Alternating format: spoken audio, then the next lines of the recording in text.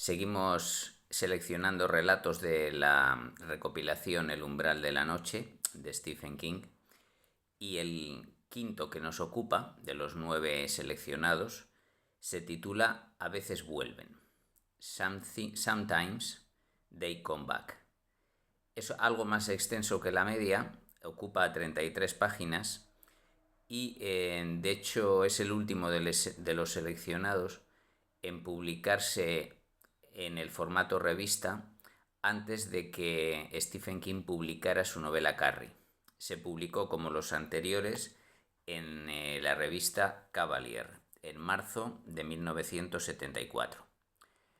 El argumento guarda ciertas similitudes con el reciente pasado de Stephen King como profesor de secundaria, ya que el protagonista, y también con la novela que estaba a punto de salir, ambientada también en un instituto, que es, ya digo, un profesor de literatura, la misma especialidad de King, que acababa de terminar de sus clases en el curso anterior.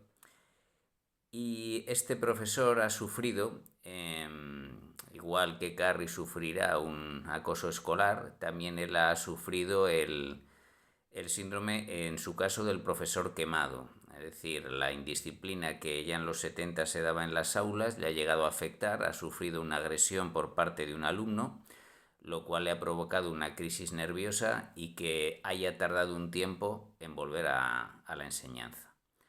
Ahora parece recuperado y se entrevista con los dueños, bueno, con el director y el jefe de estudios de un instituto para ser admitido, y es seleccionado debido a su buena actitud y confesar que ha pasado una crisis y que la ha superado. Sin embargo, esta idílica vuelta a las aulas no es idílica porque de hecho como casi todos los profesores, tiene un grupo malo, alumnos indisciplinados de nivel medio-bajo. Además, lo peor es que en este grupo conflictivo que tiene en su nuevo trabajo, van apareciendo progresivamente, se van incorporando 3 nuevos alumnos. Lo preocupante aquí es que estos alumnos son las mismas personas que 16 años antes, cuando este profesor era un niño de 10, habían asesinado a su hermano mayor. Y no han envejecido estos 16 años, tienen exactamente las mismas caras.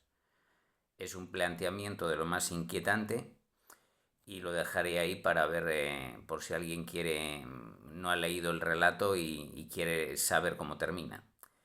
Ahora ya pasando al comentario, he mencionado ya que es un protagonista que King retomará muchas veces en relatos y novelas, el profesor como personaje, debido a su experiencia como tal, y de hecho siempre está presente la formación literaria de Stephen King, siempre deja caer libros y autores de la literatura universal y especialmente norteamericana. Aquí, por ejemplo, el protagonista utiliza las novelas de Ratones y Hombres y El Señor de las Moscas para utilizarlos en clase, eso sí, con muy poco éxito, con sus alumnos.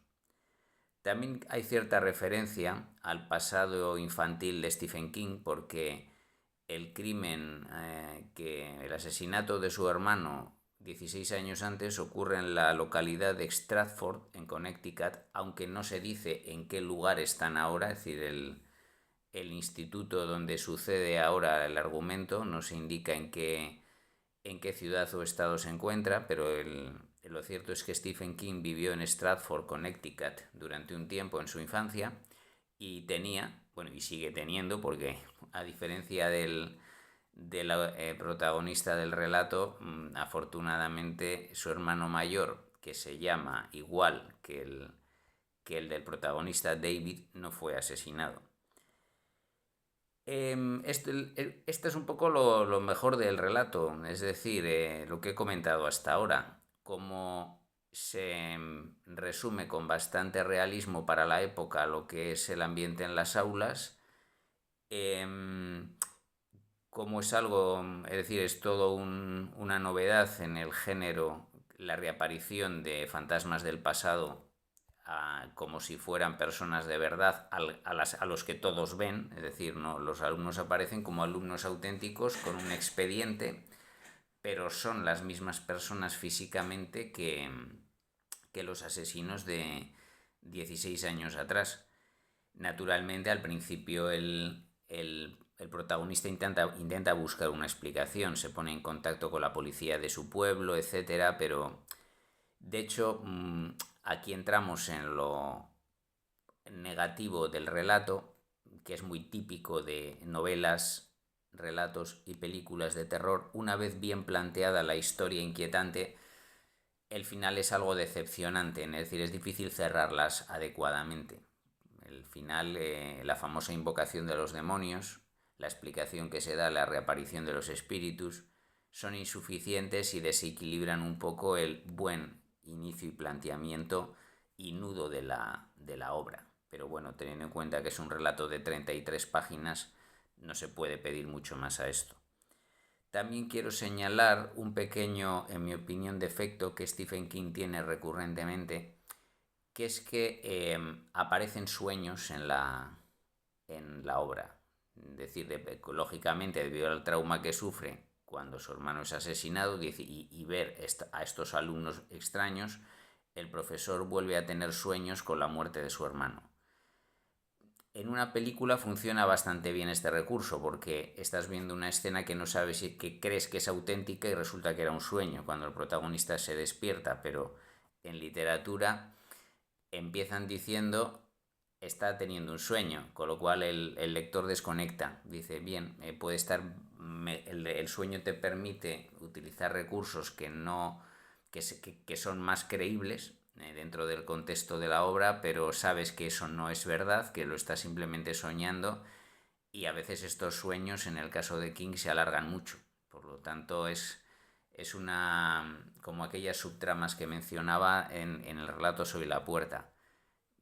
Los considero innecesarios para explicar el argumento y al personaje, pero sí, es algo bastante recurrente en su obra. No obstante, insisto en que el argumento hasta por lo menos las primeras 20 páginas atrapa bastante y es muy realista para lo que es una novela de terror, un relato de terror. Por lo tanto, lo recomiendo entre los mejores de este volumen. La historia a veces tuvo no una sino dos adaptaciones, no al cine sino a la televisión, que siendo como eran los años 90, luego acabaron en el formato vídeo. Que yo sepa, aquí solo se estrenó la segunda parte, que en realidad es prácticamente un remake de la primera. Están fechadas en 1991 y 1996 y únicamente cabe destacar entre los protagonistas de la versión del 96 a la actriz Hilary Swank, que más tarde sería bastante famosa por Million Dollar Baby y muchas otras obras. Ahí, en esta adaptación televisiva todavía tenía 22 años. Y con ello termino este breve resumen de A veces vuelven. La próxima obra que comentaremos del volumen El umbral de la noche nos retrotraerá a la primera época de Stephen King, la primavera de Fresa, ya que si bien se recopila eso sí, bastante revisada por lo que comentan, se recopila en forma de libro en 1978, la publicó allá por 1968, 10 años antes. Es de sus primeras obras publicadas. Nada más por este relato, así que muchas gracias por escucharme y hasta pronto.